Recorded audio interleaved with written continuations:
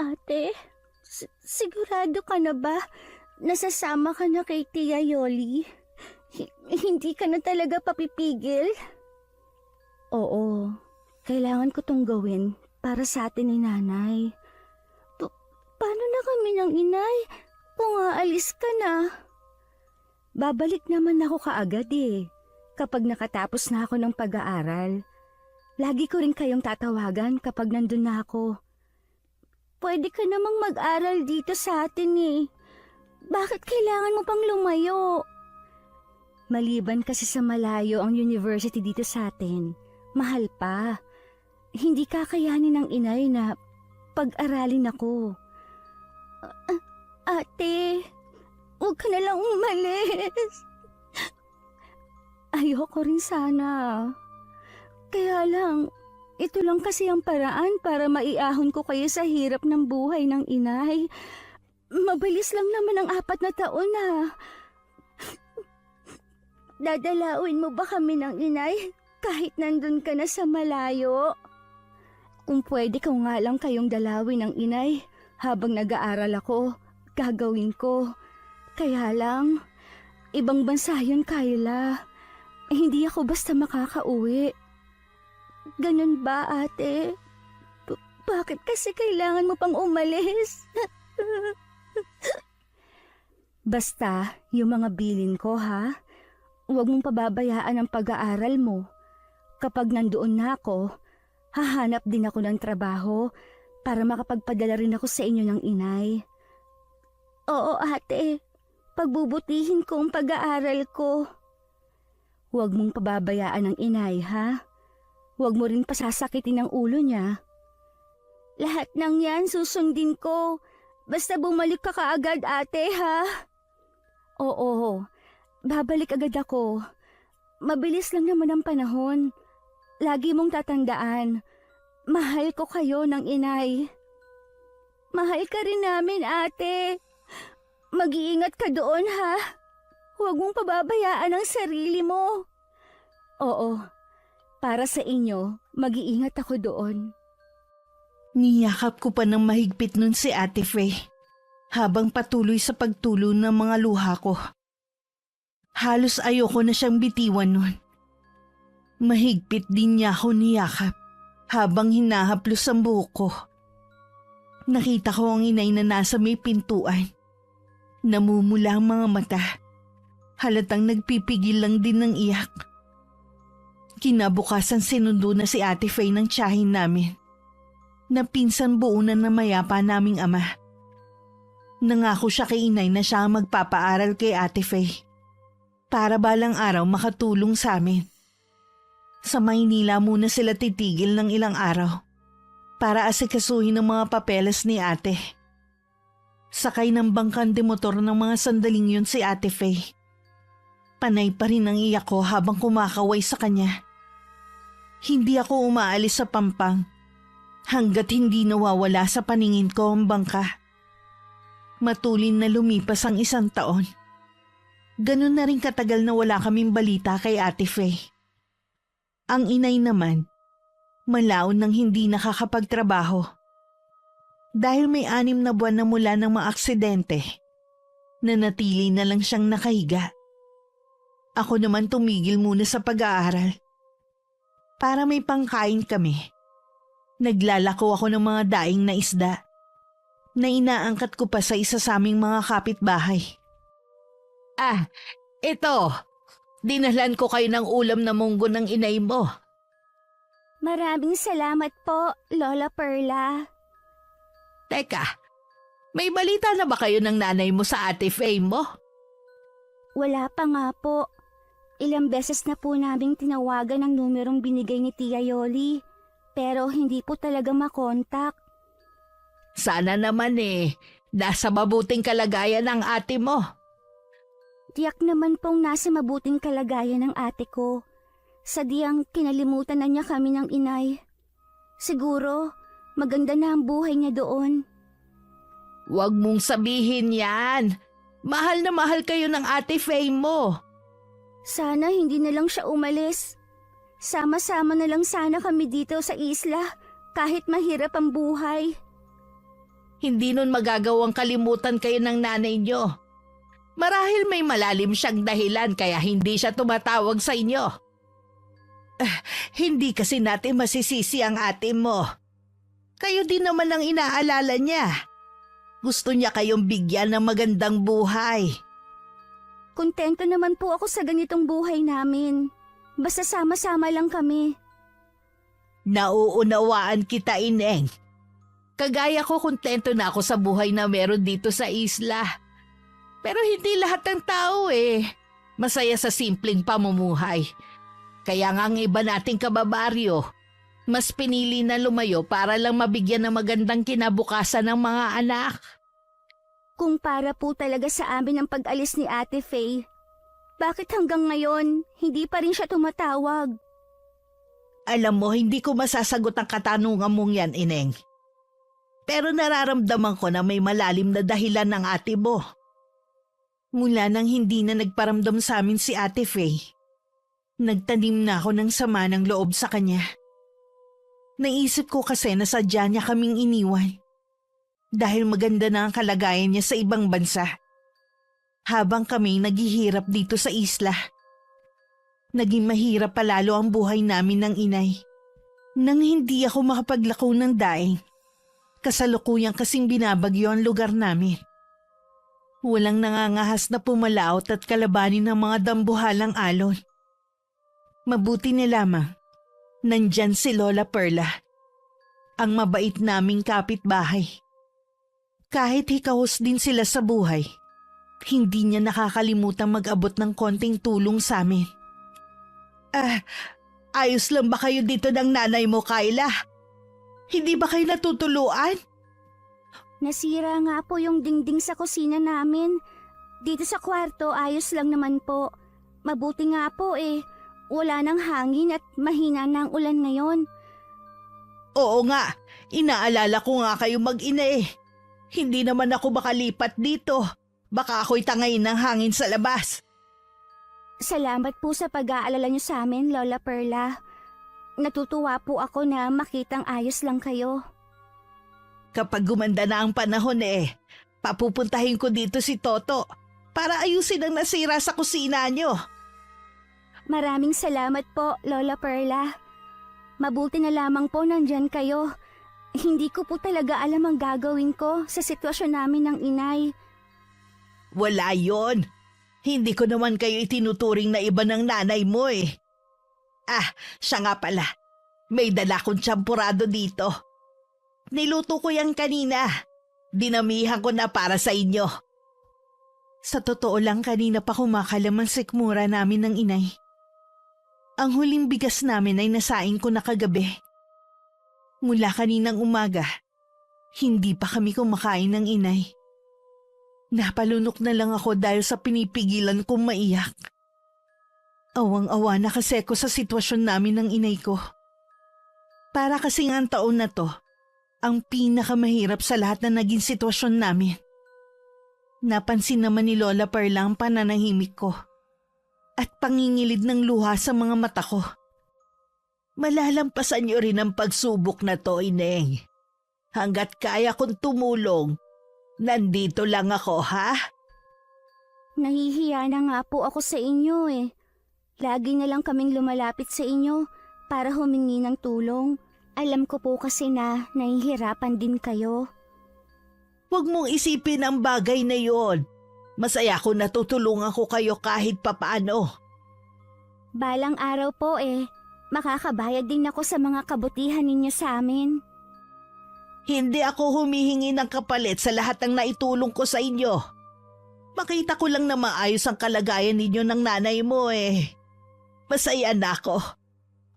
Dahil sa nagdaang bagyo, mas lalong naging mahirap ang buhay sa isla. Marami kasing nasirang bangkang pangisda.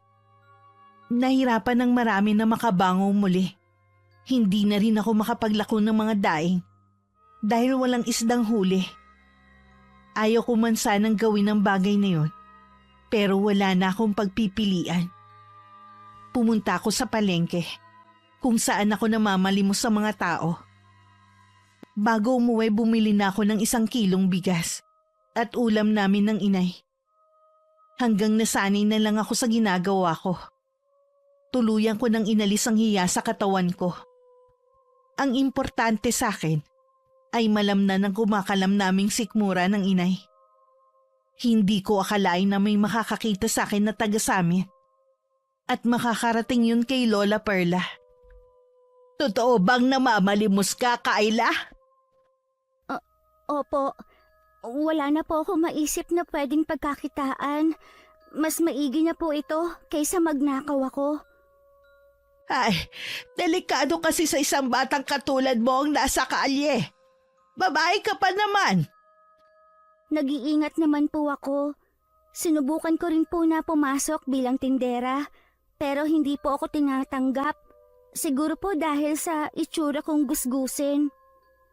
Pasensya ka na, Ineng, ha? Wala man lang ako magawa para matulungan ko kayo. Hindi niyo naman po kami obligasyon, Lola. Sobra-sobra na po ang natulong niyo sa amin. Nahihiya na po ako na lagi na lang nangihingin sa inyo. Hindi malayong pagpapalain ka dahil napakabait mong bata. Huwag kang magsasawang manalangin. Hindi naman po ako nakakalimot sa Diyos. Sa tingin niyo po, naririnig niya ako? Baka po kasi sa dami ng nagdadasal sa Kanya, hindi niya po alam kung sino ang uunahin niyang pakinggan. Kahit maraming nagdadasal, natitiyak ko sa iyo na naririnig ng Diyos ang lahat ng tumatawag sa Kanya. Basta ito'y galing sa puso. Marami po akong hiling sa Kanya. Kahit isa man lang doon ay maibigay niya. Ibibigay niya yun sa iyo. Magtiwala ka lang. Sa sinabing yun ni Lola Perla, mas lalo akong tumawag sa Kanya. Sa Diyos ko na isinusumbong ang bigat ng dibdib ko. Maging ang pagtatampo ko sa ate ko dahil sa pag-aakalang kinalimutan na niya kami. Sa kabila nun, patuloy ko pa rin ipinagdarasal ang kanyang kaligtasan. Habang namamalimos meron isang tindahan na may TV.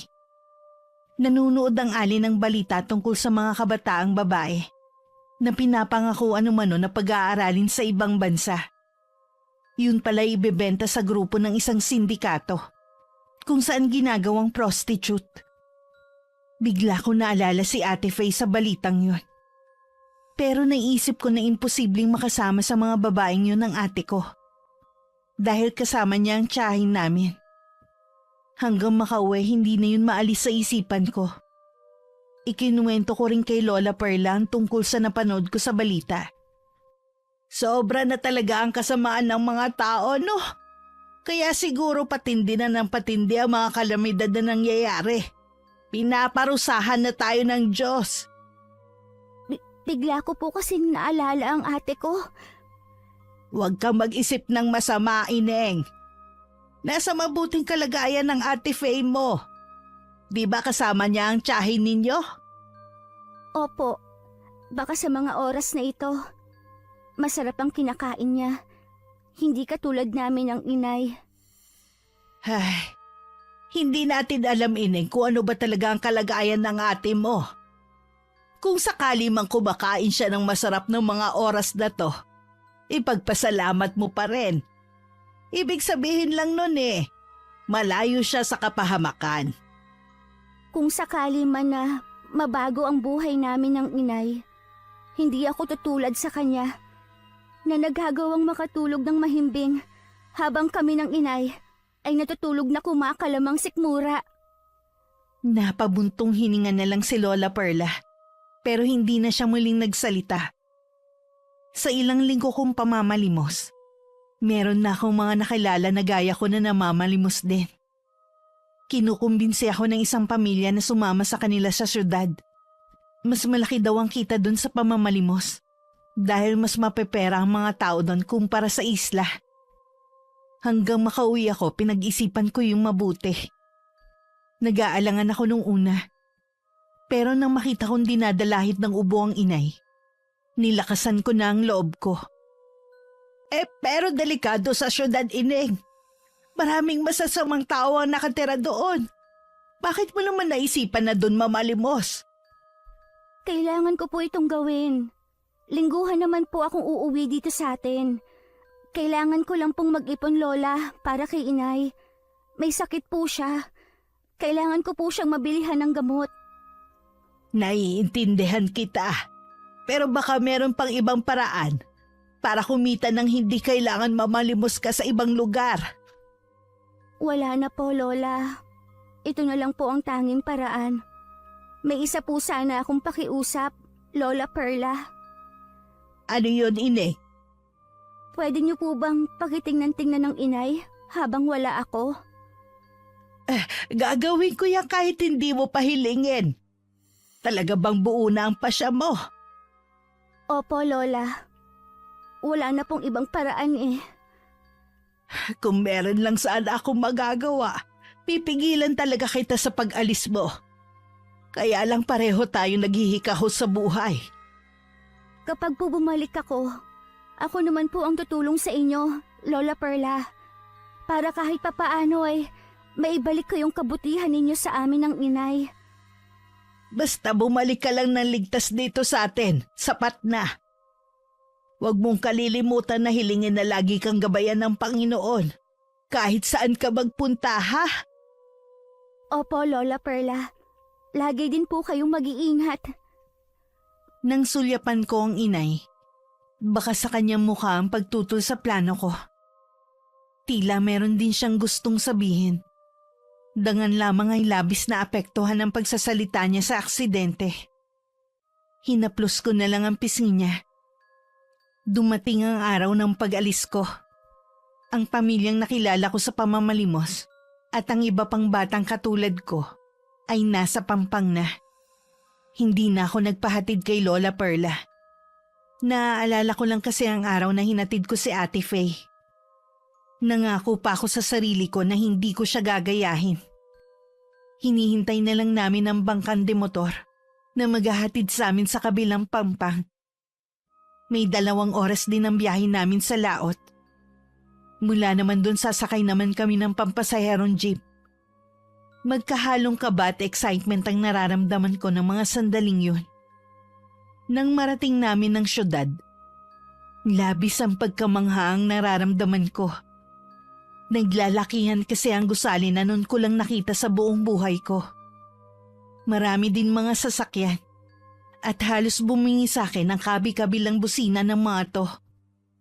Kung gaano katahimik sa isla, siyang ingay naman sa lugar na yon. Unang beses mo palang bang nakarating dito? Oo eh, ang ganda pala dito. Tingnan mo, ang taas ng building. Dati, sa TV ko lang nakikita ang mga ito. Nakakatuwa ka naman. Mula ngayon, sa akin ka na sumama. Baka kasi kumapano ka eh. Kahit papano, kabisado ko na dito. Lagi ka bang nandito? Oo, lalo na kapag malapit na ang Pasko. Mas galante ang mga tao. Talaga ba? Oo, pero dapat mas maingat ka dito. Mas maraming masasamang tao sa lugar na to. Nabanggit nga sa akin ni Lola Perla ang bagay na yan. Akala ko ulila ka na katulad namin. May lola ka pa pala. Ang totoo niyan, kapitbahay ko lang si Lola Perla. Buhay pa ang inay ko at nakahiga na lang siya dahil sa nangyaring aksidente sa kanya. Ang Ate Faye ko naman, may 1 taon na kaming walang balita sa kanya. At least, meron ka pang pamilya. Hindi katulad ko. Uli lang lubos na. Pwede naman tayong magturingan na magkapatid habang nandito tayo eh. O sige, mula ngayon, ikaw nang nakababata kong kapatid. Kahit papaano, nawala ang takot ko na baka mawala ako dito. Kung hindi ko lang talaga kailangan ng pera, hindi ako pupunta sa lugar na to. Lahat naman tayo, pera lagi ang dahilan. Oo nga, pare-pareho ang problema ng mga mahihirap na gaya natin. Mabuti pa, umpisa na natin ang panlilimos para makarami tayo. Sinimulan na agad namin ang panglilimos sa kalye. Bawat nakahintong sasakyan ay kinakatok pa namin para lang manghingi ng konting barya. Nang araw na yun malaki ang kinita ko kumpara nung namamalimos ako sa amin. Dahil wala namang kaming titirahan sa lugar na yun, kung saan-saan lang kami natutulog. Minsan sa likod ng isang tindahan, naglalatag lang kami ng karton. Kahit pagod sa buong araw ng pamamalimos, hindi ako dalawin ng antok. Nakatingin lang ako nun sa mga bituin sa langit. Anong iniisip mo? Ang ate ko, nung hindi pa siya umaalis, libangan na namin ang pagmasdan ng bituin sa langit. Iniisip ko, kung ginagawa pa rin ba niya yon kahit hindi na kami magkasama. Nasaan ba kasi ang ate mo? Bakit siya umalis? May 1 taon na rin mula nang isama siya ng tiyahin namin papuntang ibang bansa para mag-aral. Mula noon, wala na kaming balita sa kanya. Kinalimutan na niya kami ng inay. Tingin ko, malapit kayo sa isa't isa ng kapatid mo. Baka naman hindi niya sinasadya na hindi magparamdam sa inyo. Ano pa bang magiging rason niya para hindi sa amin magparamdam? Marahil maganda na ang buhay niya doon habang kami ng inay ko ay naghihirap. Hindi mo ba naiisip na baka may masamang nangyari sa ate mo? Hindi ko naisip ang bagay na yan dahil kasama naman niya ang tiyahin namin. Masyado ba akong nabulag sa sama ng loob ko sa kanya? Kaya hindi ko na naisip na baka nga napahamak na ang ate ko? Marami kasing posibleng mangyari. Sana nga walang masamang nangyari sa ate mo. Sa loob ng 1 taon, wala na akong bukang bibig kundi sisihin siya sa paghihirap na pinagdadaanan namin ng inay. Baka nga mas matindi pa ang pinagdadaanan niya ngayon. Huwag ka muna mag-isip ng negatibo. Hindi naman tayo nakasisiguro pa eh. Maraming pangako ang ate ko kapag nandun na siya. Hindi ko man lang naisip na posible ngang may masamang nangyari kay Ate Faye dahil buong paniniwala ko na kasama naman niya ang tiyahin namin na hindi siya nito magagawang pabayaan. Bakit hindi mo tawagan ang tiyahin mo? Iyon nga ang isa pang problema eh. Hindi namin matawagan ang numerong ibinigay ng tiyahin ko. Yun lang. Kaduda-duda nga talaga. Hindi naman siguro ipapahamak ng tiyahin ko ang ate ko. Sana nga. Mabuti pa, matulog na tayo. Maaga pa tayo bukas. Kailangan natin ng ibayong lakas para sa maghapon na pamamalimos. Lalo tuloy akong hindi nakatulog ng gabing yun. Labis akong binabagabag sa mga posibleng nangyari kay Ate Faye. Kinabukasan para akong lutang habang namamalimos. Bandang tanghali na, nagiya si Ate Ella na kumain muna kami. Dahil sa itsura namin, hindi naman kami maaaring pumasok kahit sa ang kainan o kahit sa karinderya. Tsak na pagtatabuyan lang kami. Bumili na lang ng pagkain namin si Ate Ella. Naghintay naman ako sa ilalim ng isang puno sa tabi ng kalsada. Ilang sandali pa, dumating na ito dalang 2 supot at 2 ring soft drink sa bote. Kumain ka muna. Kanina ko pa napapansin na namumutla ka eh. Hindi kasi ako nakatulog kagabi. Kakaisip kay Ate Faye. Ang tanging magagawa mo lang ay ipagdasal ang kaligtasan ng kapatid mo. Oo, gagawin ko yan. Hindi na rin ako magagalit sa kanya. Kumain ka na para makapagsimula na ulit tayo ng pamamalimos. Sige, kanina pa rin naman ako nagugutom. Oo nga pala, nasaan na kaya mga kasama natin? Huwag mo silang alalahanin. Nandyan lang sila. Kapag kasi pumupunta kami dito, kanya-kanya ng diskarte sa panlilimos at kung saan matutulog. Ay, kung mayroon lang sana akong pwedeng pagkuhanan ng pera, hindi ako mamamalimos ng ganito. Tanggapin mo na lang na ito ang kapalaran natin. Tsaka, anong masama sa ginagawa natin? Mas mabuti na to kesa magnakaw. Gusto kong mahanap ang ate ko. Pero hindi ko alam kung paano. Paano kayo magkikita? Eh di ba sabi mo, nasa ibang bansa siya? Alam mo ba kung gaano kalayo yun? Wala akong ideya kung gaano kalayo, Itong lugar pa lang na tong nararating ko. Isang himala ang kailangan mo para makita ang kapatid mo. Para mo na rin sinabi na wala kaming pag-asa na magkita pa ng ate ko. Ganun na nga, kung nasa ibang bansa siya. Paano kung doon siya napahamak? Hindi mo agad siya masasaklolohan. Naiiling pang wika ni Ate Ella habang nakatuon ang pansin sa kanyang pagkain. Isinantabi ko muna ang pag-iisip sa kapatid ko. Katulad ni Ate Ella, itinuon ko na rin ang atensyon ko sa pagkain. 1 linggo na rin mula nang mamalimos kami. Kahit papano nakagamayan ko na ang buhay sa lansangan. Umulan man o umaraw, tuloy pa rin ang buhay. Pagkaraan nga ng 1 linggo, gusto ko na sanang umuwi sa amin dahil namimiss ko na ang inay at maging si Lola Perla. Huwag ka na munang umuwi. Hindi ka ba nangihinayang sa kikitain mo? Sapat na siguro tong kinita ko ng 1 linggo. Maghintay ka pa kahit 1 linggo na lang. Ako mismo ang maghahatid sa'yo sa isla ninyo. Kasi namimiss ko na rin ang inay. Tsaka nakakahiya kay Lola Perla. Nakisuyo lang kasi ako sa kanya na pakitignan ng inay. Bigyan mo na lang ang Lola Perla mo ng pera pag uwi mo. Parang upa mo na yun sa kanya. Kaya lang, huwag ka nang magdalawang isip. Naintindihan ko na hindi ka sanay na malayo sa mga mahal mo sa buhay. Pero masasanay ka rin. Sige na nga. Ganyan dapat. Gusto ko kasi na malaki ang maiuwi mo sa inyo. Nararamdaman ko kasi na baka hindi ka na bumalik sa pamamalimos kapag umuwi ka na. Ay, sa totoo lang, nahihirapan akong tumira sa lansangan.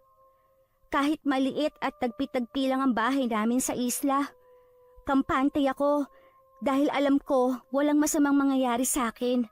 Pero dito, kahit hindi mo sabihin sa akin, nararamdaman ko na may takot ka din. Oo naman, pero wala naman akong pagpipilian eh.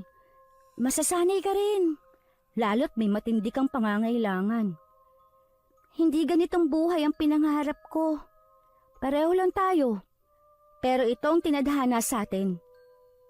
Pwede pa kaya itong mabago? Hindi ko alam eh. Mula sa pagkabata kasi, puro hirap na lang ang nararanasan ko. Kaya hindi ko alam kung mababago pa ba ang takbo ng buhay ko. Sa mga araw na nagdaan na nakakaramdam ako ng pangungulila at takot, si Ate Ella ang karamay ko lagi. Palipat-lipat din kami ng lugar kung saan kami matutulog. 1 araw hindi kami nakapanglimos dahil hinuhuli ang mga pulubi sa kalye. May mga kasama kami na nahuli. Mabuti na lamang nagawa namin makatakbo at makapagtago ni Ate Ella. Sino ang mga yon? Nakalimutan ko palang sabihin sa iyong tungkol sa kanila. Bawal talaga ang mga namamalimos sa kalsada. Hinuhuli nila at dinadala ang iba sa mga bahay kalinga. Yung iba, inuuwi sa mga probinsya kung saan sila galing. Ang mga bata namang wala ng mga magulang, sa bahay ampunan naman ang bagsak. Ganun ba?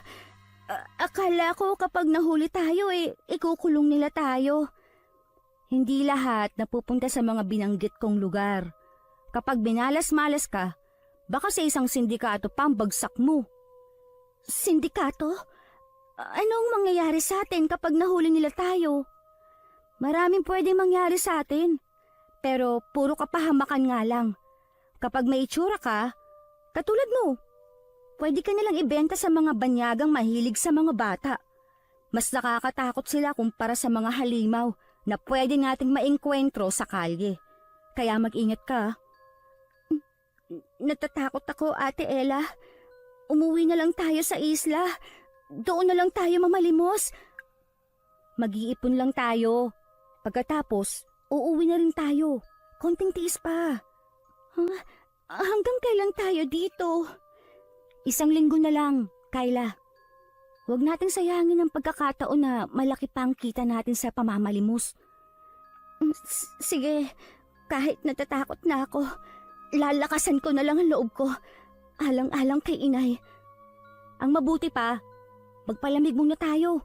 Tsaka na tayo mamalimos kapag wala na mga nanguhuli. Kailangan muna nating magtago. Lumipat muna tayo sa ibang lugar. Ipinapaubaya ko sa iyo ang bagay na yan, ate. Alam mo naman na wala akong alam sa lugar na to. May alam akong lugar na pwede nating pansamantalang pagtaguan. Sumunod ka sa akin. Dahil wala akong alam pagdating sa kalakaran sa syudad, naging sunod-sunuran na lang ako kay Ate Ella. Umalis kami sa lugar kung saan kami madalas magpahinga. Nakarating kami sa isang lugar na may mas nagtataasang gusali. Napansin ko na mas maraming kainan doon at may ilan pang ang sarado at sa gabi lang nagbubukas. Kaya ko lang napansin na bukas na sila dahil sa mga taong dagsang pumapasok at sa iba't ibang ilaw sa labas nun. Sa isang abandonadong gusali kami nagpahinga ni Ate Ella. Bagamat kita namin mula sa pwesto namin ang nangyayari sa labas at maging ang ingay, hindi naman kami nag-aalalang mabasa ng ulan kung sakali. Hindi namin kailangan tumakbo at maghanap ng masisilungan kapag biglang bumagsak ang ulan. Ano ang tinitingnan mo dyan? Bakit hindi ka pa natutulog? Tinitingnan ko lang ang mga gusali sa labas. Nakakawala naman kasi ng antok ang maharot na tugtugin. Tsaka, bakit pa iba-iba ng ilaw? Nakakahilo naman. Napaka-inosente mo talaga, Kyla. Walang kamuwang-muwang sa tunay na kalakaran ng mundo. May nakakatawa ba sa sinabi ko? Wala naman. Naisip ko na hindi ka nga bagay sa kalye.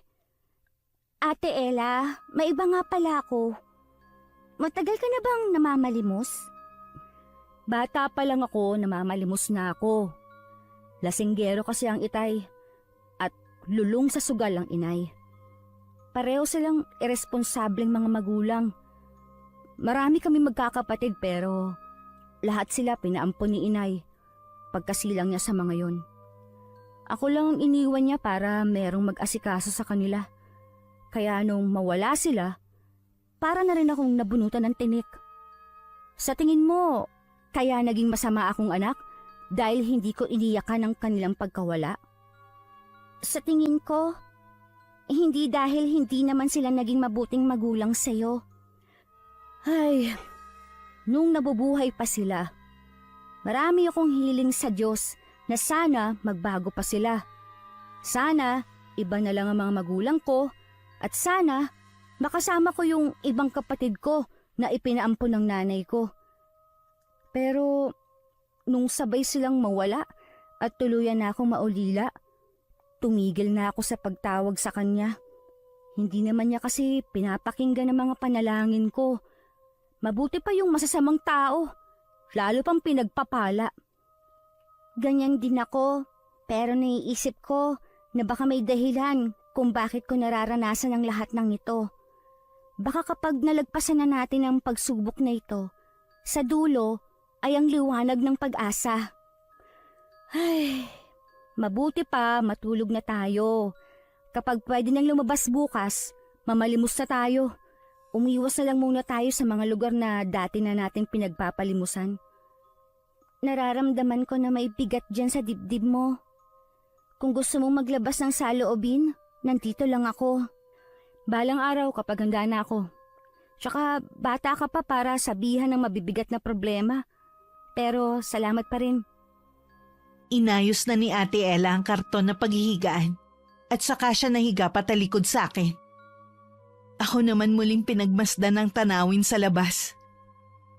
Ilang sandali pa, nahiga na rin ako. Hindi ko na rin inalintana ang lamok na pumapapak sa balat ko. Sa pananatili ko sa kalye, nasanay na ako. Tinakpan ko na lang ang mukha ko ng maliit na bimpo para hindi ako dun kagatin. Kinabukasan, nagising ako mag-isa na lang sa loob ng lumang gusali. Kinuha ko muna ang isang galon na may malinis na tubig. Nagmumugat ng hilamos muna ako. Maya-maya dumating na rin si Ate Ella. May dala siyang 2 kape na nasa paper cup at supot ng pandesal. Mag-almusal na muna tayo bago simulan ang paglilimos. Pasensya ka na ate ha. Natanghali ako ng gising. Hindi natuloy kita nasamahan. Wala yun. Halika na, habang mainit pa tong kape. Kahit nasa kali lang tayo, nakakakain pa rin tayo. Hindi ko tuloy maiwasan na makonsensya. Iniisip ko kasi kung kumakain ba ang inay. Bumawi ka na lang sa inay mo kapag nakauwi ka na sa inyo. Ganun na nga ang gagawin ko, pati kay Lola Perla. Naupo na ako sa tabi ni Ate Ella. Habang kumakain ng pandesal, hindi ko maiwasang tumanaw sa labas. Tahimik na muli ang bawat gusali na kagabi lamang ay punong-puno ng buhay. Dahil sa ingay at mga iba't ibang ilaw. Nang maubos ang kape at pandesal, naghanda na kami ni Ate Ella para mamalimos ng araw na yun. Dahil hindi ganun katao sa lugar na yun, walang masyadong nagbibigay sa amin. Naisipan naming maghiwalay muna ni Ate Ella sa panlilimos. Sa pag-iikot ko, nakarating ako sa isang mataas na gusali. Labas-pasok ang mga tao doon. Una kong napansin ay magagara ang kanilang damit. Dala ng kuryosidad, lumapit ako sa may entrance. Doon ako naghintay para mamalimos. 2 lalaki ang nakita kong paparating. Huminga muna ako ng malalim at saka ko inihanda ang nakakaawa kong dialogue. Palimos po, sir. Maawa na po kayo. Kailangan ko lang po ng pambili ng gamot at pagkain namin ng inay. Tumabi ka nga dyan! Huwag mong hawakan si boss! Hayaan mo lang siya. Opo, boss. Parang ngayon lang kita nakita sa lugar na ito. Taga rito ko lang ba sa malapit? Hindi po. Galing po ako sa malayo. Itong pera. Sa'yo na yan. Ang laki naman po nito. Talaga po bang sa akin na itong lahat? Oo naman. Pwede ka nang umuwi sa inyo. Maraming salamat po, sir. Malaking tulong po ito sa akin. Walang anuman. Aalis na po ako. Boss, kailan pa kayo naging mabait sa mga pulubi? Maganda ang bata ngayon kahit payat at madungis. Sundan mo kung saan pupunta. Alam nyo na ang gagawin. Opo, boss. Dahil malapit na rin namang magtanghalian, bumili na ako ng pagkain namin sa isang tindahan. Kanina ko pa rin nararamdaman na tila merong sumusunod sa akin. Tuwing lumilingon naman ako, wala naman ako nakikitang tao. Binilisan ko na lang ang paglalakad ko papunta sa gusali, kung saan kami tumitigil ni Ate Ella. Malapit na ako sa isang masikip na eskinita nang may humila sa akin, kasabay ng pagtakip sa bibig ko. Nanlaki bigla ang mga mata ko nang makilala na si Ate Ella palang humila sa akin. Sumenya siya na wag akong maingay. Meron din siyang itinuro sa akin. 2 lalaki na palingalinga sa paligid. Tila meron silang hinahanap. Nang makalayo ang mga yun, tsaka kami lumayo sa lugar. Tiniyak din namin na hindi kami nasundan ng 2 lalaki. Alam mo bang muntikan ka na mapahamak kanina? Kilala mo ba sila? Sa itsura pa lang nila, hindi na sila gagawa ng mabuti. May hinala ako na miyembro sila ng sindikato na dumudukot sa mga babae at ginagawa mga prostitute. Ha? Hindi ko alam. Mabuti dumating ka. Kanina pa kita sinusundan. Kaya nakita ko ang pagsunod sa'yo ng mga lalaking yun. Tiyak na nakita ka ng boss nila. Kahit madungis ka at puno ng grasa ang katawan, hindi may kakaila na maganda ka. Ayoko na dito, Ate Ella. Natatakot na talaga ako. Ayoko mapariwara katulad ng mga napapanood ko sa TV noon. Huwag kang matakot. Mula ngayon, hindi ko nahahayaan na mahiwalay ka sa akin. Salamat, ate. Hindi ko alam ang gagawin ko kung wala ka sa tabi ko. Mabuti pang bumalik na tayo sa lugar kung saan tayo namamalimos. Hindi ko kasi nasabi sa'yo na delikadong lugar na to dahil dito laganap ang prostitusyon. Paano mo nalaman ang lahat ng yan? Nung bago pa lang ako dito sa syudad, isang nagtatrabaho sa kasa ang tumulong sa akin. Siya na nagmulat sa akin sa kalakaran sa lugar nito. Nasa na siya ngayon? Matagal na rin siyang patay. Pinatay siya ng isa sa mga naging customer niya noon. Natagpuan na lang wala niyang buhay na katawan sa tabi ng basurahan. Pasensya ka na ate kung naungkat pa dahil sa pagtatanong ko. Wala yun. Matagal na rin naman na nangyari yun. Nakita ko ang pagdaan ng puot sa mga mata ni Ate Ella. Bumalatay din sa kanyang muka ang sakit sa pagkakaalala sa nakaraan. Naisip kong naging mahalaga sa kanya ang taong yun. Marahil hanggang ngayon naghahanap pa rin siya ng hustisya. Kinabukasan sana balak na namin lisanin ang abandonadong gusali. Pero biglang bumuhos ang ulan. Kaya naman nanatili muna kami doon. May sapat na pagkain pa naman kami.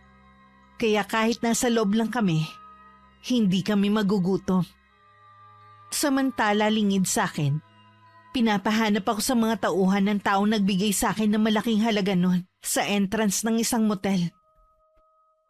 Hindi na po namin nakita yung batang palaboy. Baka po sadyang hindi lumalabas dahil masama ang panahon. Kung hindi ka ba naman bobo pinakawalan mo pa nung isang araw. Pasensya na, boss. Patuloy namin siyang hahanapin kahit maulan. Dapat lang. Ginto ang iakit sa atin ng batang yon kapag napasa kamay natin. Tiyak na pag-aagawan nyo ng mga parokyano natin. Kaya huwag kayong titigil hanggang hindi nyo siya nakikita. Opo, boss. Sige na. Lumabas na kayo dito sa opisina ko. Papuntahin nyo si Faye. Dalhan ka mo ako ng alak. Nang makalabas ang dalawang tauhan niya, binuksan naman ni Arman ng zipper ng itim na bag na nasa kanyang harapan. Gumuhit ang ngiti sa kanyang labi nang makita ang napakaraming pera sa loob nito. Naglaho rin bigla ang inis na nararamdaman kanina. May kumatok naman sa pinto kasabay ng pagpasok ng isang babae. Naka-crop top siya at maong na shorts. Makapal din ang makeup nito at nakatali ang mahabang buhok. Ito na ang alak mo, boss. Salamat. Maupo ka muna rito sa tabi ko. Halika, tignan mo to. Ang dami naman pera niyan. Bakit mo naman ipinapakita sa akin? Dahil may tiwala ako sa iyo. Alam ko naman na loyal ka sa akin Sinabi ko naman, hindi ba? Ikaw na lang ang tinuturing kong pamilya. Wala na akong ibang pupuntahan kundi dito. Maging mabait at loyal ka lang sa akin. Malayo ang mararating mo. Oo naman. Ayoko yatang mawala ng allowance. Siya nga pala. Mag-ayos ka. May darating kang customer mamaya. Si Mr. Osman. Nagustuhan niya yung serbisyo mo nung nakaraan Kaya ikaw ulit ang nirequest niya magpaligaya sa kanya ngayong gabi. Oo. Mag-aayos na ako. Nanginginig na bumalik si Ate Faye sa silid niya na nasa ikatlong palapag ng gusaling yon. Nadaanan pa niyang ibang silid na may mga bantay. Bukod tanging sa kanya lamang ang walang bantay. Dahil nakuha na niya ang tiwala ng boss ng sindikatong yon. Nang makapasok siya, agad niyang kinuha ang bote ng gamot at saka uminom ng isang tableta. Bigla niyang naalala ang nakaraan. May isang taon nang nakakalipas. Napaniwala siya ng tiyahin namin na sa ibang bansa siya dadalhin at papag-aralin. Pero ibebenta lang pala siya sa sindikatong yun para maging bayarang babae. Mula nun iba't ibang pahirap na ang dinanas niya sa kamay ng iba't ibang customer na nagbabayad para lang makasama siya sa isang gabi. Inay. Kayla. Gusto ko na kayong makasama. Gagawa ako ng paraan para makatakas sa impyernong lugar na to. Sa loob ng ilang buwan, nasaksihan ni Ate Faye ang ginagawa sa mga kasamang babae na hindi sumusunod. Binubugbog sila hanggang malumpo. Sa mga tumatakas naman, Sa mismong harapan nila sila pinapatay para hindi nila tularan. Sa loob lang ng ilang buwan, halos mabaliw na siya sa mga nararanasan. Ang nagbibigay lang sa kanya ng pag-asa ay ako at ang inay. Kailanman hindi nawala ng pag-asa si ate. Na balang araw makakaalis din siya sa lugar na yon. Dahil hindi pa rin tumitigil ang ulan, hindi pa rin kami makalabas ni Ate Ella sa abandonadong gusali. Nung gabi kahit malakas ang ulan, marami pa ring tao ang pumupunta sa mga kasa. Sumasabay din sa malakas na ulan ang tugtog na nanggagaling sa loob. Marami pa ring tao kahit malakas na ang ulan. Yan ang hanap buhay nila. Kahit bubagyo, tuloy pa rin sila sa negosyo nila. Nagtataka lang ako, bakit parang hindi yata nilalamig yung mga babae? Ang iiksi ng mga suot nila. Ang mga babaeng nakikita mo ay mga bayarang babae, kaya ganyan ang mga suot nila. Isang sindikato rin ang may-ari ng mga club na yan. Ganun pa? Oo, dyan din dati nagtrabaho yung babaeng tumulong sa akin noon. Kaya pala marami kang alam. Kailangan na nating makaalis sa lalong madaling panahon. Ayoko matuklasan nila na dito tayo nagtatago. Sa tingin mo, ate, katulad din sa mga babaeng yan ang sasapitin natin kapag nahuli nila tayo? Mas matindi pa sa kanila. Kaya sinasabi ko sa'yo, kapag nasa labas ka ng gusaling ito, talasan mo ang mga paningin mo. Oo, ate, alam ko naman yon. Nang mga sandaling yun mabigat sa loob ko ang sinasabi ni Ate Ella na kailangan na naming umalis sa lugar na yon. Hindi ko maipaliwanag kung bakit ako nakakaramdam ng lungkot. Dahil maghapong walang tigil ang ulan, nakahiga lang kami ni Ate Ella at natulog. Pagkagising ko nung hapon, napansin kong nangangaligig sa ginaw si Ate Ella. Hinipo ko ang noo niya. Agad kong binawi ang kamay ko dahil sa nakakapasong init niya. Ate Ella, ayos ka lang ba? Oo, huwag ka mag-alala. Lagnat lang to. Gamitin mo muna itong kumot kong sako. Lalabas din muna ako para bumili ng gamot mo. Huwag na! Delikado. Baka may makakita sa'yo. Hindi naman pwede na hayaan na lang kita. Paano kung lumala ang sakit mo? O sige, pero mag-iingat ka ha. Oo, malapit lang naman ang butika mula dito eh. Minsan na kasi akong tumambay doon. Bibili na rin ako ng makakain. Mabuti na lang kahit papano'y tumila na ang ulan. Nagmadali na akong pumunta sa butika para bumili ng gamot. Nung una tila ayaw kong pagbilhan ng babae. Nasa mga mata niya ang pagdududa kung may pera nga ba akong pambili. Hindi ko naman masisi ang ale dahil nga sa ayos ko. Agad ko namang inilabas ang dadaanin kong pera. Noon lang niya ako binigyan ng gamot na para sa lagnat. Pagkatapos naisipan kong dumaan sa gotohan para bumili. Pauwi na ako nang mapadaan ako sa isang motel. May isang babae doon na kasama ang dalawang lalaki. Napaka-sexy ng suot na halos wala nang itago.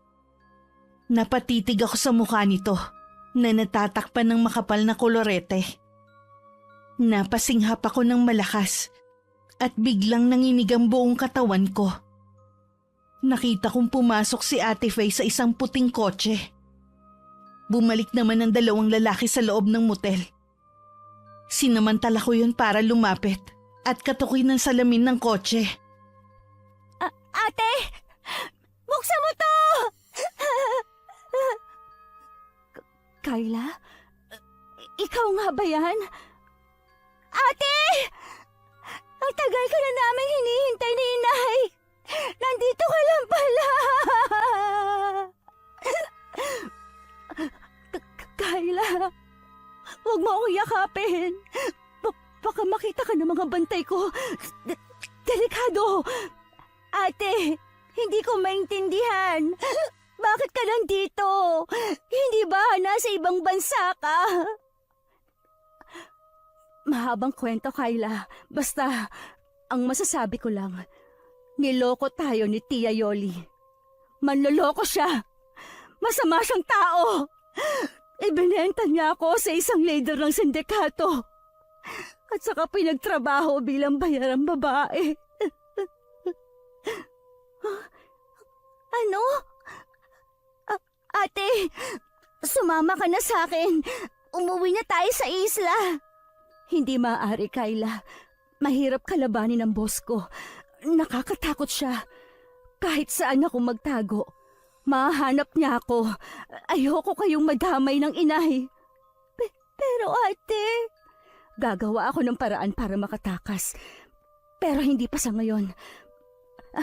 Ano nga palang ginagawa mo dito? Bakit ganyan ang itsura mo? Ang inay kasi na aksidente. Nakahiga na lang siya.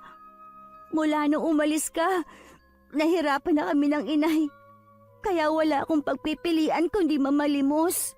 Kayla, paparating na ang mga bantay ko. Sige na, umalis ka na. Nandito ulit ako bukas. Sisikapin ko magkita tayo. Oo, tsaka ko ni kukwento ang nangyari sa akin. Halos pagtulakan na ako ni ate palayo. Nang malapit na ang dalawang lalaki, nagtago naman ako sa likod ng pader. Dinig na dinig ko pa ang sinabi ng isa sa mga lalaki. Sino yung batang yon? Ha?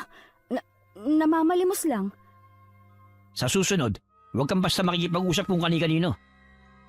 Hindi naman ako basta nakikipag-usap kung kanino lang. Parang kasalanan ko pang iniwan niyo kung mag-isa dito ha. At nilapitan ng nanlilimos. O siya, huwag ka nang mainis. Uwi na tayo. Bilisan niyo. Kanina pa ako giniginaw. Nang umandar ang sasakyan, lumingon pa sa akin si Ate Faye. Bahagya pa siyang kumaway sa akin. Hanggang makauwi ako sa abandonadong gusali, tumutulo ang luha ko. Naabutan ko namang natutulog si Ate Ella. Itinabi ko muna ang goto at gamot na binili ko. Patuloy naman ako sa pagluha habang nakatingin sa labas ng sirang bintana. Hindi pa rin ako makapaniwalang magkikita pa kami ni Ate Faye. Naramdaman ko naman na nagising na si Ate Ella. Agad kong pinahid ang naglandas na luha sa mga mata ko. Ano nangyari? Bakit ka umiiyak? Nagkita na kami ng ate ko. Nandito lang pala siya.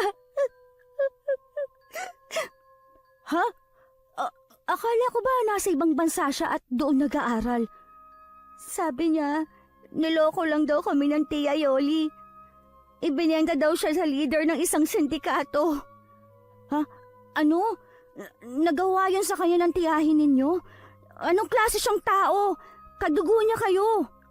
Kailangan ko mailigtas ang ate ko. Mahirap kalaban ng mga taong yon.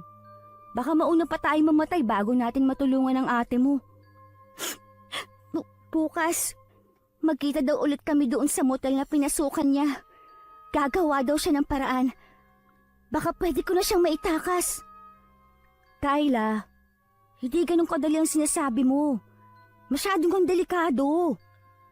Hindi ko naman pwedeng hayaan ang ate ko na nasa ganung kalagayan. Naiintindihan kita, Kayla. Pero nasa komplikado kasing sitwasyon ng ate mo. Bakit ganon? Nagkita nga kami, pero hindi naman maaari umuwi kami magkasama. Mahirap kalaban ng boss ng ate mo kung hawak nga siya ng sindikato. Sinasabi ko sa iyo, Kayla, walang nakakalabas ng buhay sa grupong yun. Hindi maaari yun. Gusto ko na makasama ang ate ko. Napahagulgul na lang ako. Kahit masama pa ang pakiramdam ni Ate Ella, lumapit siya sa akin at niyakap ako. Nang kumalma na ako, tsaka ako naman naalala na ibigay sa kanya ang gamot. Pasensya na, Ate Ella. Nakalimutan ko ibigay ang gamot mo. Kumain ka muna bago mo inumin. Medyo bumuti-buti na rin naman ang pakiramdam ko nung makatulog ako kanina. Sobra akong nakokonsensya ngayon. Ang dami ko kasing iniisip na masama kay Ate Faye. Akala ko kasi na sadya niya kaming kinalimutan ng inay. Ang swerte mo kasi itinadhana pa rin na magkita kayo. Bukas, kapag nakita kami, kukumbinsihin ko siyang sumama na sa akin. Sasamahan kita. Huwag na ate, magpagaling ka na lang, kailangan mo lumakas. Sigurado ka? Oo naman. O sige, huwag mo lang kalilimutan ng mga bilin ko. Kinabukasan pagkatapos kong mapainom ng gamot si Ate Ella, umalis na ako para pumunta sa motel kung saan ko nakita si Ate Faye. Nagtago lang ako sa mga nakaparadang sasakyan na nandun para hindi ako makita. Isang kotse ang dumating at bumaba dun si Ate Faye at 2 bantay nito. Pumasok ang mga yun sa loob ng motel. Maya-maya lumabas din ng 2 lalaki na hindi kasama si Ate Faye. Sumakay muli ang mga yun sa kotse at saka pinaandar yun paalis. 2 oras din ako naghintay doon bago lumabas na palingalinga si Ate Faye. Noon ako lumabas sa pinagtataguan ko, agad naman niya akong nilapitan at niyakap ng mahigpit.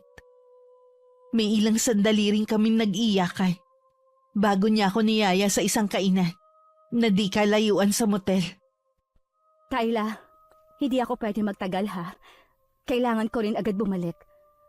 Bakit ka pa babalik doon? Sumama ka na sa akin, ate.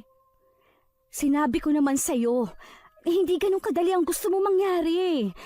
Halang ang kaluluwa ng boss ko. Walang sinasanto. Malakas din ang kapit niya sa batas kaya hindi siya maaaring isuplong.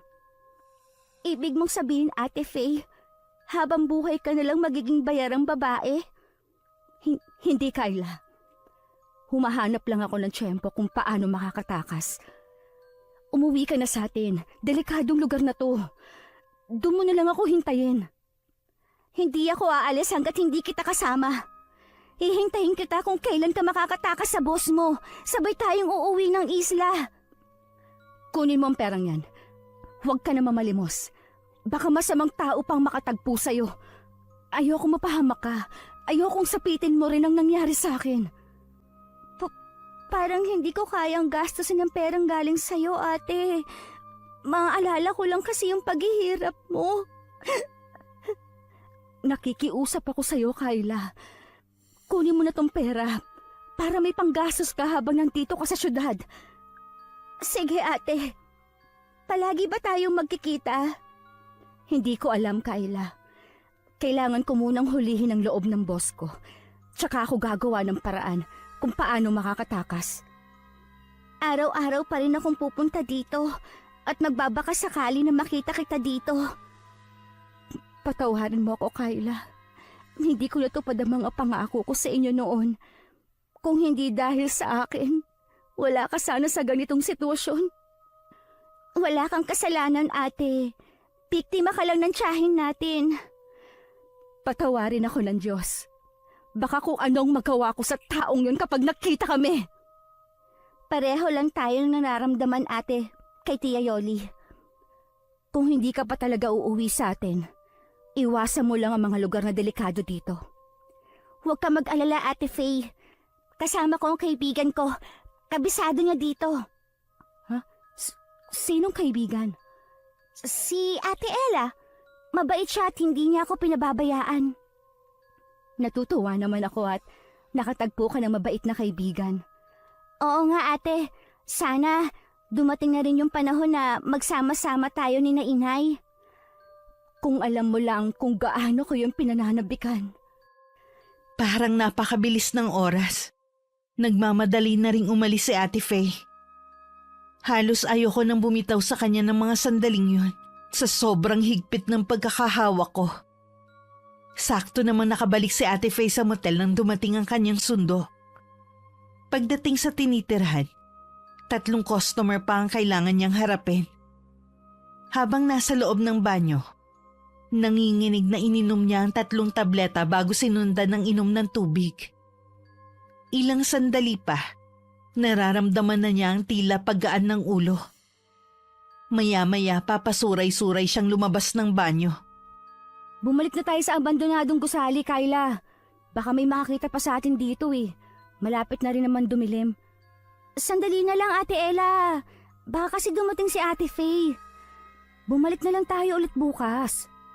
Hindi kaya may masamang nangyari na kay Ate Faye? Huwag kang mag-isip ng ganyan. Sarili mo lang ang pinahihirapan mo eh. Ilang araw na kasi siyang hindi nagpapakita eh. Hindi ko maiwasan na mag-alala. Isipin mo na lang na abala lang sa ibang bagay ang ate mo.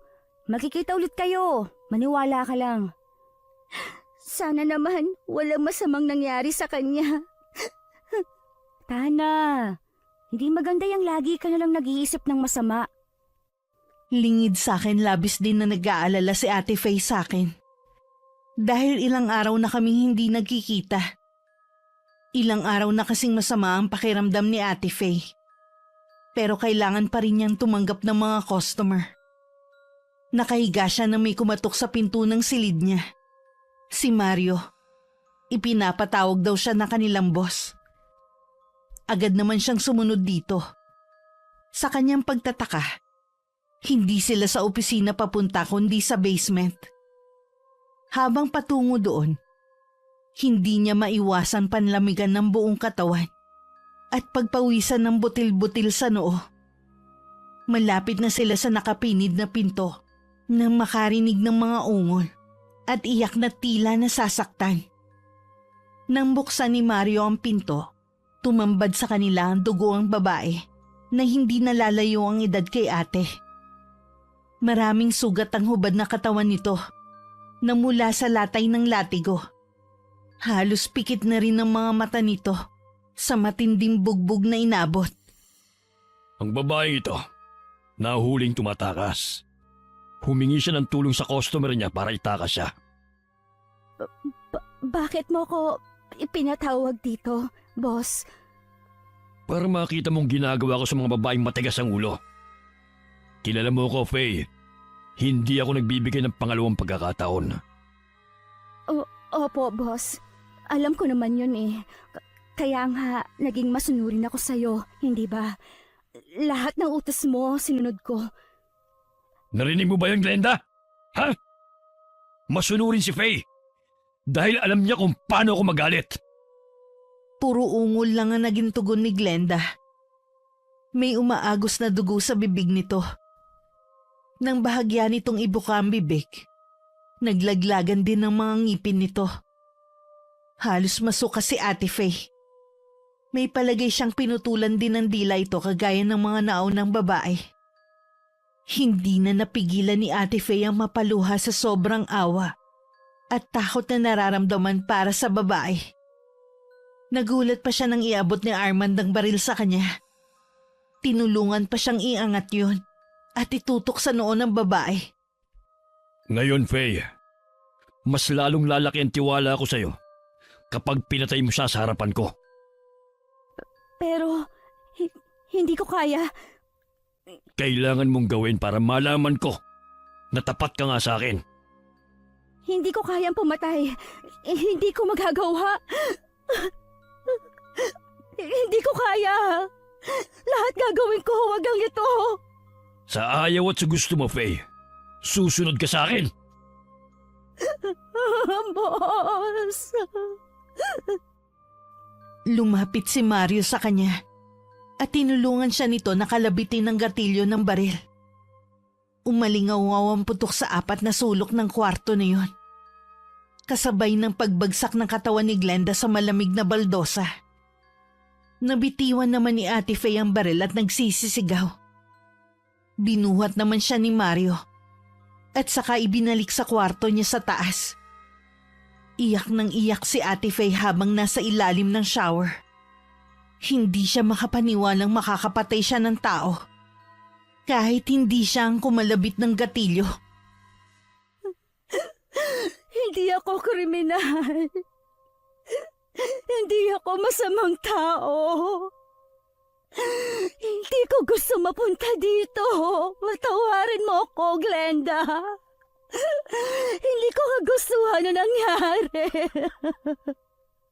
Sa kabila ng nangyari, kailangan pa rin magpatuloy ni Ate Faye kung gusto pa niyang mabuhay. Makalipas ang 2 linggo, muli kami nagkita ni Ate Faye. Nagkataon na dun muli sa motel na yun siya dinala ng customer niya. Napansin ko agad ang malaking pagbabago sa kanya. Namumutla kasi siya at tila kulang din sa tulog. Ate! Sobra ako nag-alala sa'yo! Akala ko may masama na nangyari sa'yo eh! Ayos lang ako, Kyla. Mayroon sana akong ipakikiusap sa'yo. Ano yon, ate? Umuwi ka na sa isla. Kalimutan mo na ako. Huwag ka nang babalik dito. Pero bakit? Akala ko ba tumitsyempo ka lang? Natatakas ka din. Wala nang pag-asa na makatakas pa ako, Kyla. Hanggat buhay ang boss ko at ang mga galamay niya. Huwag ka mawala ng pag-asa. Hihingi ako ng tulong sa otoridad. Yan ang huwag mong gagawin. Kung hindi, pareho tayong malilintikan. Walang puso ang boss ko, Kyla. Demonyo siya! Pero, hindi kita pwedeng iwan dito, ate. Hindi ko kaya. Kalimutan mo na ako. Hindi na rin ako karapat-dapat na maging kapatid mo. Marumi na ako. Baka may dala na akong sakit. Baka mahawa ka lang sa akin. Nakikiusap ako sa'yo. Huwag ka na makipagkita sa akin. Sabi mo kanina, hanggat buhay ang boss mo at ang mga galamay niya ay hindi ka makakatakas. Oo, meron na naman nga silang pinatay na kasama ko dahil nahuling tumatakas.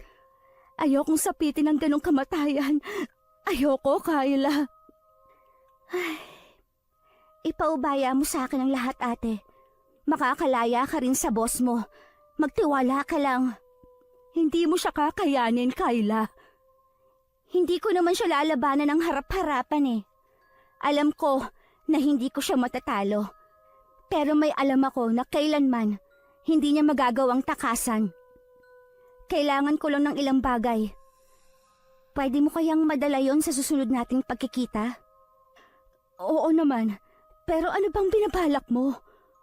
Magtiwala ka lang sa akin, ate. Malapit ka nang makawala sa boss mo at sa impyernong kinasasadlakan mo. Kailangan mo lang makipagtulungan sa akin. Naguguluhan man tumango na lang si Ate Faye. 3 araw bago ulit kami nagkita ni ate. Dala na niya ang mga hinihingi kong gamit. Sa loob ng banyo sa isang mall kami nagkita. Muli kami nagyakapan ng mahigpit. Alam kasi namin na yun na ang huling yakap namin sa isa't isa. Dahil kailangan ko nang umuwi sa isla. Doon na kami magkikita sa susunod. Oras na magtagumpay kami sa aming plano. Hindi rin ako magtatagal, Kyla. Mabuti nga may tiwala sa akin si Boss Armand kaya pinayagan niya akong lumabas kaya lang may kasama pa rin akong bantay.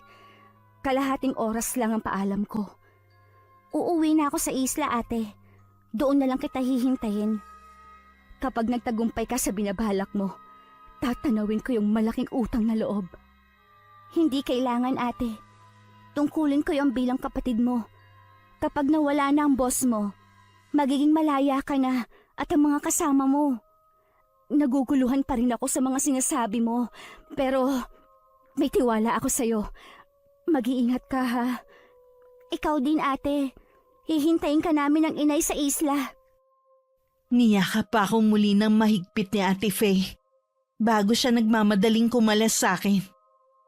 Pinahid niya muna ang mga luhang na malisbis sa pisngi niya bago siya nagmamadaling lumabas sa banyo.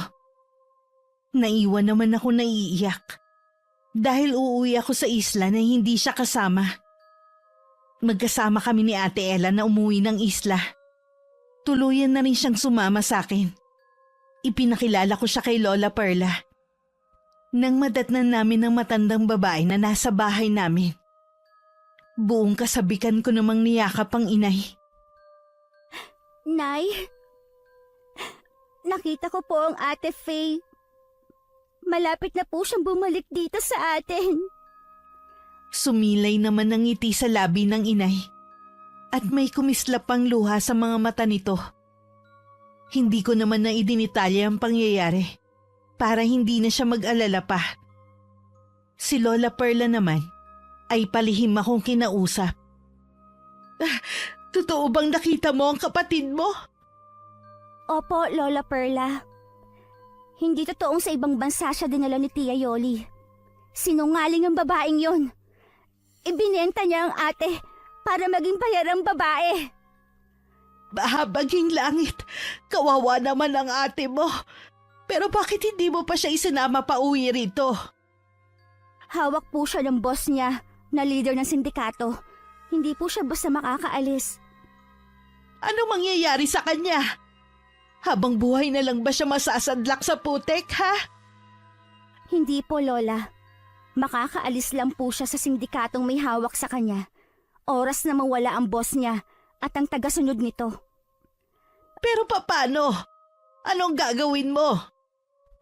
Ako na pong bahala. Ngayon, matitikman ng boss niya at ng mga alipores niya ang puot ko.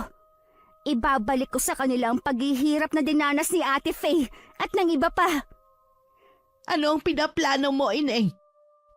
Tsaka ko na lang po sa inyo sasabihin kapag nagawa ko na. Wala na akong inaksayang panahon. Ibiniling ko muna ang inay kay Ate Ella habang abala ko sa binabalak ko. Nagtungo ako sa kawayanan na malayo sa bahay namin. Ayoko kasing may makaalam sa gagawin ko. Lingid kay Ate Faye, nakabisa ko na ang wikang Latin na ginagamit ng inay tuwing gagamitin niya ang karunungang itim. Sa pamamagitan ng mga gamit na ibinigay sa akin ni Ate Faye, magiging madali na lamang sa akin na bigyan ng sumpa ang boss ni ate at ang mga alipores nito. Kailangan ko lang ibuhos ang buong pag-iisip ko sa sumpang gusto kong igawad sa mga taong yun. Isa-isa ko nang inilatag ang mga gamit sa lupa. Sinindihan ko na rin ang mga kandila at nagwika ng orasyon. Nang maisagawa ang ritual, labis ang aking panghihina. Marahil sa batang katawan ko, ay hindi ko kinaya ang itim na kapangyarihan. Samantala, abala naman sa pagbibilang ng mga balumbon ng pera si Ate Faye. Siya na kasi ang pinagkakatiwalaan ng boss niya na humawak ng pera.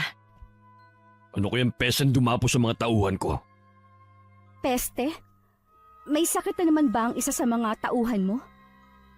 Oo, bali 4 na silang hindi nakakapasok.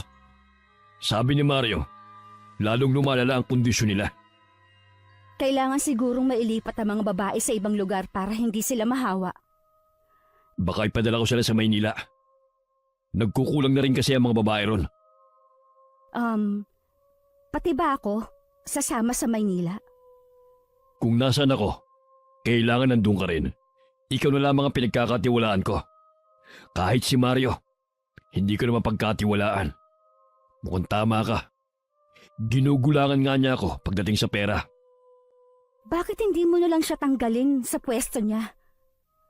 Hindi pwede. Baka ilaglag niya ang negosyo ko. Marami na siyang nalalaman. Matyagan mo ang bawat kilos niya.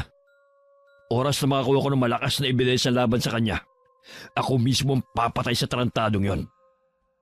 Oo, gagawin ko. Kaya lang napapansin ko na lagi siyang umiiwas. Hindi kaya nakakahalata na rin siya? Gawin mo pa rin ang inuutos ko at ako nang bahala. Inutusan kasi si Ate Faye ng kanyang boss na manmanan si Mario. Pinagdududahan na kasi ng boss niya ang lalaki dahil na rin sa panunulsol ni ate. Ngunit hindi pa man natatapos ang linggong yun. Ang mga nauna nagkasakit ay mga namatay na. Sumunod naman ang iba na nagkasakit, kabilang na si Mario. Hindi naman makapaniwala si Ate Faye sa maririnig sa lalaki. Bakit ka pa nagpunta rito? Gusto mo pa ata makahawa talaga eh. Boss, hindi nakakahawa ang sakit ko dahil hindi ito peste. Kung ganon, ano ang kinamatay ng mga kasama mo? Ano nangyayari sa inyo? May palagay po ako na kinukulam kami. Baka pati ikaw, boss, ay sumunod na rin. Ano bang kalokohan ang sinasabi mo? Maniwala ka, boss. May nagbigay sa amin ng sumpa. May gumaganti sa atin. Pwede ba? Umalis ka na! Kung ayaw mong ako na mismo ang pumatay sa'yo! Bago pa makasagot si Mario ng isay na ito, bago bumagsak sa sahig. Nagulat sila ate dahil nilabasan ng iba't ibang insekto ang lahat ng butas ng katawan nito. Kitang-kita nila kung paano kainin ng mga malalaking uod ang laman nito. Halos bumaliktad ang sikmura ni ate, kaya napatakbo siya palabas. Puno naman ng sindak ang itsura ni Armand. Nag-utos siya sa mga tauhan na itapon sa dagat ang katawan ni Mario. Sa kabila ng mga pangyayari, tuloy pa rin sa operasyon nito si Armand. Kumuha siya ng mga bagong tauhan, kapalit ng mga nalagas na tagasunod niya. Nandiyan ang regular mong customer. Nung nakaraan, nagrereklamo siya sa akin. Hindi raw siya nasiyahan sa serbisyo mo. Kailangan mong bumawi sa kanya ngayon. Masama lang kasi ang pakiramdam ko noon. Pangako, babawi ako mamaya. Sige na, ayusin mo ng sarili mo. Naiiyak na lang si Ate Faye habang patungo sa kwarto, kung saan naghihintay ang customer niya. Buong akala niya kasi, dahil may tiwala na sa kanya ang boss niya, hindi na siya nito ibebenta sa mga parokyano. Nagkamali siya. Halos umapaw ang puot sa dibdib niya para dito. Hindi alam ni Ate Faye, ang galit sa puso niya ang isa sa mga sangkap para mas lalong maging malupit ang sumpang iginawad ko sa boss niya. Dahil sa matinding pagod na nagdaang gabi, napahaba ang tulog ni Ate Faye. Nagising na lang siya sa sigawan at putok ng baril. Agad siyang napabangon at nagtungo sa opisina ng boss niya. Tila nasisiraan na ng bait si Armand habang walang tigil sa pagpapaputok. Lumabas ka! Hindi mo ako matatakot! Mas halang ang kaluluwa ko kesa sa'yo! Lumabas kang halimaw ka! Pinapakalma naman ng mga tauhan nito si Armand. Binigyan nila ito ng gamot para huminahon. Nang sumunod na araw, sunod-sunod muli ang pagkamatay ng mga tauhan nito sa hindi malamang dahilan. Hey, naniniwala ka ba sa kulam? Ho? Hindi po, boss. Yun ang itinuturo nilang dahilan kung bakit nauubos ang mga tao ko. Samantalang mga bago naman, hindi nagkakasakit. Naririnig ko lang po kasi yan noong araw sa mga matatanda. Pareho pala tayo. Pero, paano mo ipapaliwanag ang mga nangyayari? Hindi ko rin po alam, boss. Baka po talagang nagkataon lang na nagkasakit sila. Wala na mga dati kong tauhan, Faye. Ikaw na lang ang naiwang pinagkakatiwalaan ko. Kaya hindi ka dapat mamatay. Hindi po yan mangyayari, boss. Dapat lang, malaki pa ang pakinabang ko sa'yo. Mula nun pinilit ni Ate Faye na mas lalong mapalapit sa kanyang boss. Sa kabila na sukang-suka na siya rito. Kailangan niya kasing malaman kung saan pa nito itinatago ang perang galing sa marumi nitong negosyo. Natitiyak kong may kinalaman si Kyla sa nangyayari. Yung mga damit na hiningi niya sa akin, marahil doon niya ginamit. Hindi dapat masayang ang ginawa niya. Kailangan, bago sumunod si Armand sa mga tauhan niya, kailangan ko munang makuha ang lahat ng pera niya. Gagamitin namin yun sa pagbabagong buhay. Kapansin-pansin ang pagbabago sa katawan ni Armand. Nangangalumata na rin ito dahil sa hindi pagkatulog.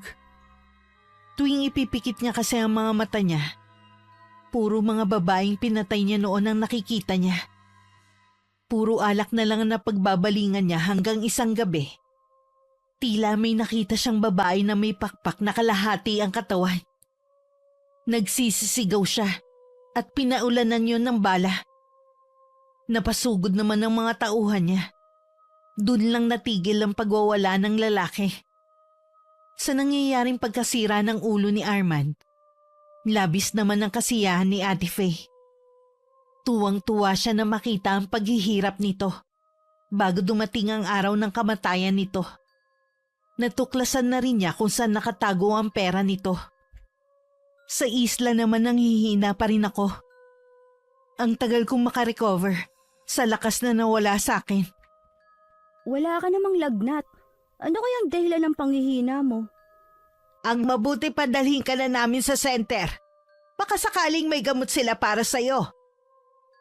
Ayos lang po ako. Babalik din sa dating lakas ko. Nanghina ka lang nung umalis ka nung isang araw. Ano ba kasing ginagawa mo dun sa may kawayanan? Hindi ka kaya nabati ng laman lupa? Kahit nangihina ka na, mukhang masaya ka pa rin. Hindi ako nabati ng kung anong laman lupa. Dahil malapit na pong bumalik ang ate ko dito sa atin. Magkakasama na rin kami. Paano makakatakas ang ate mo sa sindikato na yun? Sabi ko nga sa'yo, walang nakakalabas ng buhay sa grupong yun. Kung mananatili na buhay ang kanyang boss. Hindi kita maintindihan. Pwede bang ipaliwanag mo? Baka sa mga sandaling ito, nagdurusa na sa sakit ng boss niya at ang mga tauhan nun. Kapag namatay na silang lahat, makakalaya na rin ang ate ko at ang iba pa. Hindi kaya. Kayla, huwag mong sabihin na ginawa mo sa kanila ang ginagawa ng inay mo noon. Tama po kayo ng iniisip. Dapat lang sa kanila ang ganong gante. Pero paano mo natutunan ang kaalaman na yon galing sa inay mo? Nakabisado ko lang po tuwing gumagawa siya ng ritual sa gabi noon. Hindi niya alam, lagi ako nakikinig. Teka lang ang pinag-uusapan ba ninyo ay tungkol sa kulam? Oo ate, may alam sa kulam ang inay. Kaya pala sobrang panghihina ng katawan mo. Magpahinga ka na nga lang dyan at ako nang bahala sa inay mo. Kailangan mo mabawi ang lakas na nawala sa'yo. Tama nga si Ella, Ineng. Sa kabila ng pagkakatuklas ni Ate Ella sa lihim namin, hindi pa rin nagbago ang kanyang pakikitungo. Nakita ko kung paano niya alagaan ang inay habang hindi ko pa kayang kumilos. Matulin lumipas ang mga araw. Bumalik na ulit ang lakas ko. Habang nagwawalis ako sa labas, biglang dumating si Ate Faye. Malayo pa lang umiiyak na itong patakbong lumapit sa akin. Iniwan na niya ang mga bagahe niya. Ate, bakit ngayong ka lang?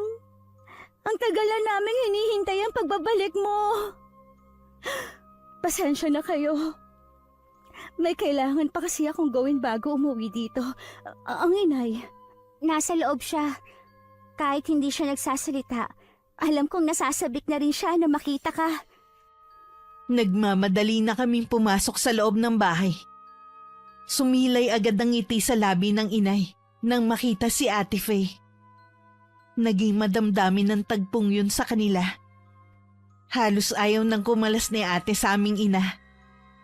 Ilang sandali pa, ipinakilala ko naman si Ate Ella kay ate. Agad na nagkapalagayan sila ng loob. Ilang araw nang nakakauwi si Ate Faye nang masinsinan niya kaming kinausap. Gabi yun, at tanging gasera lang ang tumatanglaw na liwanag sa amin. Ano bang sasabihin mo, ate? Ano ba ang laman ng maleta mong yan? Ito ang gagamitin natin para hindi na tayo maghirap pa. Makakapagbagong buhay na rin tayo. Nagkatinginan lang kami ni Ate Ella.